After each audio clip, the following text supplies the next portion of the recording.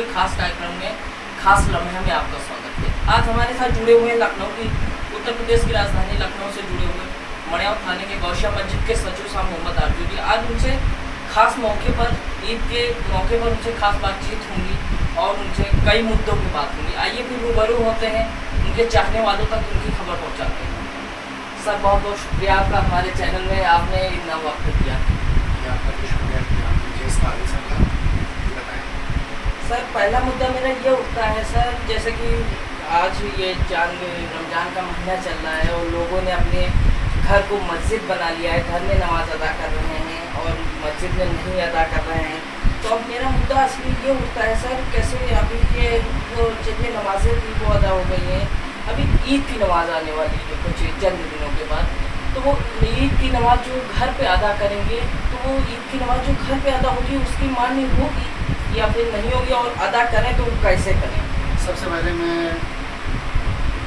सभी मुसलमानों को ये बताना चाहता हूँ कि जो ईद की नमाज़ है वो अलग एलानिया नमाज होती है कि सबको बताया जाता है कि आप लोग इतना जमा होने के बाद ईद की नमाज़ है। हालांकि हमारे देश का जो माहौल है वो पूरी दुनिया में भी चल रहा है, महामारी कोरोना वायरस चल रहा है, जिसकी वजह से सरकार ने हम लोग को गाइडलाइन दिया हुआ था। अभी तक जो 5 लोग नमाज़ पढ़ रहे थे, 5 लोग 4 लोग जो जिस तरह से हो रहा था वो सिस्टम चल रहा था, लेकिन अल्हम्दुलिल्लाह अभी ऐसी कोई सरकार की तरफ से नहीं आई है, कोई ऐसी गाइडलाइन नहीं है। वही पुरानी गाइडलाइन पे इंशाल्लाह नमाज होगी ईद की, वही मस्जिद में 5 लोग नमाज़ पढ़ेंगे और गोया कि जो घर पे नमाज़ पढ़ेंगे वो नमाज़ें चाश्त पढ़ेंगे, 4 रकात नमाज, वो ईद की नमाज़ नहीं होगी। उसके लिए दुआ करें कि ये जो कोरोना वायरस है, जो महामारी बीमारी है, अल्लाह पाक इससे हम लोग की बचाए। सर, ये देखा जाए तो ज़िंदगी में पहली बार, हमारी तो ज़िंदगी में पहली बार ऐसा मौका आया है जिसमें ये रमज़ान जैसे मुबारक महीने पे ऐसे हालात हो जाते हैं, लोग नमाज़ नहीं पढ़ पाते हैं घर के अंदर। तो वो लोग जो लोग नमाज़ नहीं पढ़ पाते हैं और ईद की नमाज़ अदा हो गई, और चलिए अब हम अलविदे की बात करते हैं। जो अलविदा अपना जा चुका है, उस अलविदे पे लोगों ने नमाज जो घर पे अदा की है वो नमाज उनकी मान्य होगी या नहीं मान्य होगी? सबसे पहली बात, जो नमाज़ें घर पे अदा की जा रही हैं आज तक, जो भी जुमा पढ़े हो या अलविदा पढ़ा हो, वो नमाज़ें ज़ोहर पढ़ी जाती है घर पे।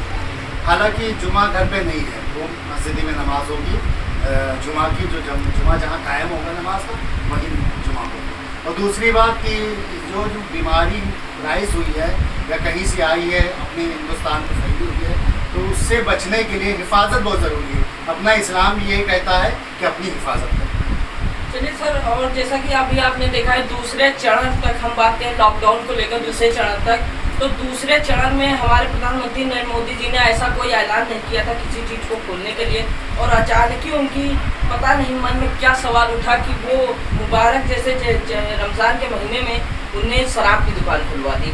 शराब की दुकान खुलवाने से कितनी महामारी हुई है उसके बारे में आप कुछ, सरकार ने जो निर्णय लिया था उसका निर्णय में कुछ कमी रही थी या फिर उसके निर्णय सही थे? सर देखिए, ये तो बड़े बड़े लोग हैं, इन्होंने बड़ी बड़ी बातें हैं, इस पर हम लोग क्या टिप्पणी कर सकते हैं। लेकिन सर जो उन्होंने किया होगा अपने लिए सही किया होगा, बाकी जो आवाम तक हमारे तक जो मैसेज पहुंचा है वो गलत मैसेज आया है।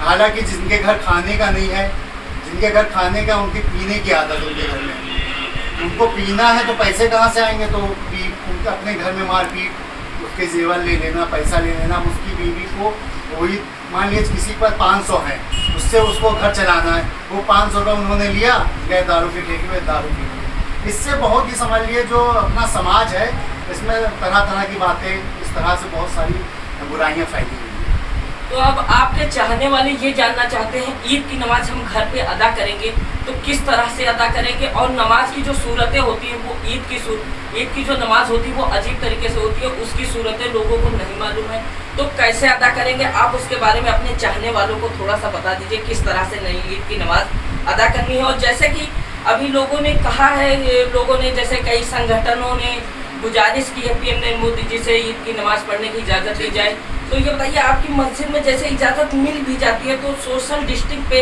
नमाज की आपके यहाँ नमाज जो होगी उसकी मान्य होगी या फिर नहीं होगी? सर सबसे पहली बात, मैंने पहले भी आपसे बताया कि जो नमाजें हो रही हैं सर, वो ईद की नमाज बिल्कुल नहीं होगी। वो ईद का माना होता है ऐलान का, और जैसे कुछ लोग एक जगह इकट्ठा हो जाएं, सारे जितने नमाज पढ़ने वाले वो खुल के अलग ऐलानिया नमाज पढ़ें, क्योंकि गवर्नमेंट की तरफ से हम लोगों को एक गाइडलाइन दी गई है कि 5 लोग नमाज पढ़ें, उससे ज़्यादा ना हो। तो हालांकि घर पे नमाज ईद नहीं है, नमाज चाश्त है जो आपको पढ़नी 4 रकात नमाज, वही सूरज निकलने के बाद। उसी में दुआ करनी है आपको। ये वबा है, जो बीमारी है, इससे अल्लाह पाक हम लोग को महफूज करें। और दूसरी बात आपने क्या पूछी? ये जो ईद की नमाज जो घर पे अदा करेंगे, आपके चाहने वाले आपकी बात मानते हैं, तो आप हमारे चैनल के माध्यम से उनके तक आप बात पहुंचाना चाहेंगे कि वो ईद की नमाज कैसे घर पे अदा करें और ईद की नमाज उनकी मानी होगी या नहीं? हाँ, ईद की नमाज की जगह वो नमाज चाश्त पढ़ें और फिर उसके बाद दुआ करें। इस बीमारी से हम लोग को अल्लाह पाक महफूज करवाएँ और पूरी दुनिया आलम इस्लाम में जितने भी दुनिया में हैं सबको अल्लाह पाक महफूज करवाएँ। और जैसा कि आप यहाँ पे देख रहे हैं, ज़िंदगी में पहली बार हमारे तो आया, आपकी ज़िंदगी में ऐसा दिन कभी आया है या फिर नहीं? नहीं सर, हमारी ज़िंदगी में पहला ही मौका था। हमारे इस्लाम में ये चीज़ बताई जाती है कि हम लोगों की नमाज़ें जो तलवार के साए में भी नहीं कभी कज़ा हुई, वो इस बीमारी ने हम लोग की नमाज़ें कज़ा करा दी। यानी जैसे नमाज जुमा है, कहीं कोई जंग होती थी पहले इस्लाम के ज़माने में, तो वो जंग के समय नमाज होती थी, चाहे वो तलवार का साया हो, किसी भी था, वो नमाज नहीं रोकी जाती थी। लेकिन इस वबा, इस बीमारी के चलते हुए कुछ गाइडलाइन दी गई है, जिससे बताया गया कि आप लोग थोड़ी सोशल डिस्टेंसिंग रखें, कुछ लोग अपने घर पे नमाज़ पढ़ें। तो हमारा यही एक सवाल था, ये जो सोशल डिस्टेंस पे नमाज होगी मस्जिद के अंदर, तो मस्जिद के अंदर जैसा कि कहा जाता है कंधे से कंधा मिलाकर नमाज पढ़ी, और सोशल डिस्टेंस का मतलब है 1 मीटर की दूरी, तो वो नमाज मान्य होगी या नहीं? सर देखिए, सोशल डिस्टेंस का जो शरीयत हुक्म देती है वो तो कंधे से कंधा मिलाना है, लेकिन अब इनकी गाइडलाइन जो कह रही है उस पर कुछ तो अमल किया जाएगा। तो नमाज ये मान्य होगी या नहीं? नमाज तो हकीकत जो है नमाज का जो शरीयत कह रही है वो कंधे से कंधा मिलाना है, लेकिन हालांकि जो लोग 5 लोग हमारे यहाँ आते हैं, अल्हम्दुलिल्लाह किसी को कोरोना नहीं।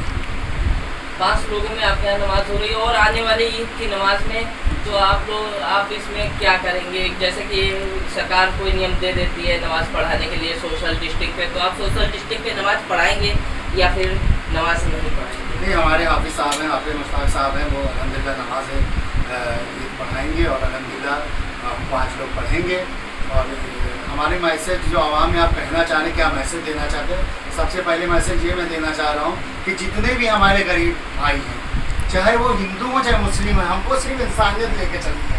इस समय जो प्रेजेंट टाइम पे जो समय चल रहा है, इस समय सिर्फ मदद के लिए हम लोगों को सामने आना है, चाहे वो कोई भी तबके का हो, ये चीज़ नहीं देखना, सिर्फ इंसान देखना है।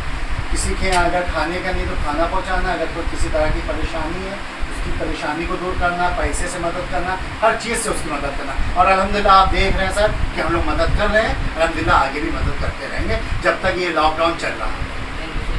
ये हमारे साथ थे खास लम्हे में खास मुलाकात हुई थी मोहम्मद आरजू जी से, जिनने आप सबको इनको बताया है ईद की नमाज कैसे घर पे अदा करनी है और आप घर ही पे रहकर ये ईद की नमाज अदा करें।